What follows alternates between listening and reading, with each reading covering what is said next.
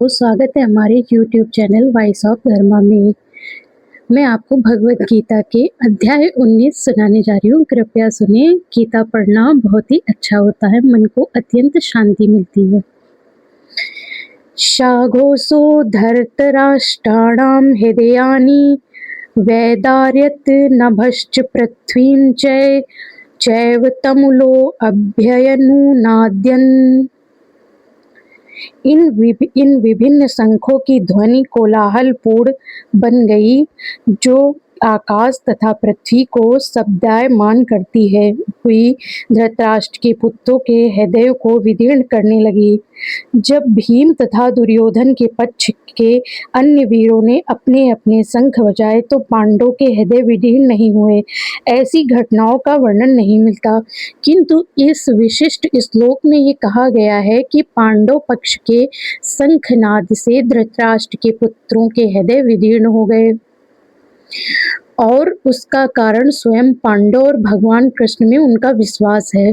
परमेश्वर की शरण ग्रहण करने वाले को किसी प्रकार का भय नहीं रह जाता, चाहे वह कितनी भी विपत्ति में क्यों न हो। पांडवों की सेना कौरवों की तुलना में छोटी थी, लेकिन उनका और अर्जुन का शंखनाद इतना ओजस्वी था कि कौरवों में डर पैदा कर दिया। सत्य और धर्म के प्रति अटूट विश्वास की गूंज थी।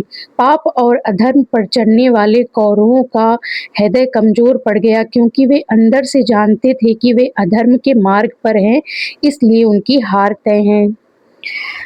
सत्य और न्याय के पक्ष में रहने वाले व्यक्ति को डरने की आवश्यकता नहीं है। जीत अंततः धर्म की ही होती है। जब आप सही होते हैं तो आपका आत्मविश्वास ही आपकी सबसे बड़ी ताकत बन जाता है, जो शत्रुओं के हौसले परास्त कर देता है।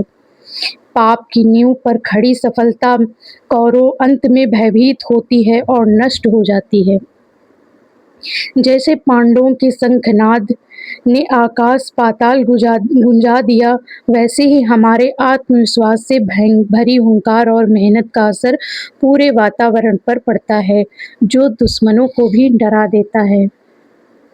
राधे राधे। इसी तरह हर दिन श्लोक सुनने के लिए हमारे चैनल को सब्सक्राइब करें, लाइक करें, शेयर करें। राधे राधे।